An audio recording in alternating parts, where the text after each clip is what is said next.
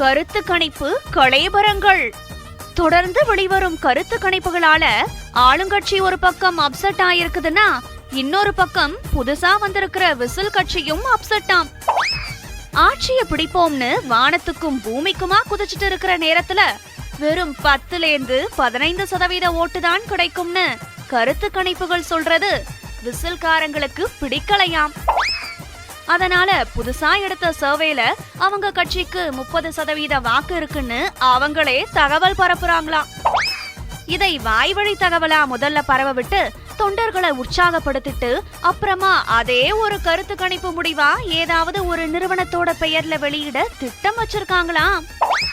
அதே மாதிரி தங்களுக்கு சாதகமா சில கருத்து கணிப்புகளை வெளியிட தேவையான ஏற்பாட்டை எல்லாம் ஆளுங்கட்சியும் நடவடிக்கை எடுத்துட்டு இருக்குதான். எவ்வளவு செலவானாலும் பரவாயில்ல, பெரிய ஊடக நிறுவனங்களின் பெயர்கள்ல நமக்கு சாதகமான கருத்து கணிப்பு முடிவுகள் வெளியாகணும் அப்படின்னு கட்சி தலைமை ஸ்ட்ரிக்டா சொல்லியிருக்கான். அதனால கருத்து கணிப்பு நிறுவனங்கள் காட்டுல இப்போ சரியான பணமழையாம். இதை பார்த்துட்டு ஒரு சிலர் காத்துள்ள போதே தூத்திக்கலாம்ங்கிற ஐடியாவோட உங்களுக்கு சாதகமா கருத்து கணிப்பு நடத்தி தரோம்னு சொல்லி லேப்டாப் ஒட்டிய தூக்கிட்டு ஒவ்வொரு கட்சி ஆபீஸா ஏறி இறங்கிட்டு இருக்காங்களா. மேல் மட்டத்தில் மட்டுமே நடக்கும் இந்த கருத்து கணிப்பு டீலிங்ஸ் பத்தி எதுவும் தெரியாம என்னதான் நடக்குதுன்னு புரியாம குழம்பி போயிருக்கிறது மீடியாக்காரங்க தானா. அப்படியா? சரி.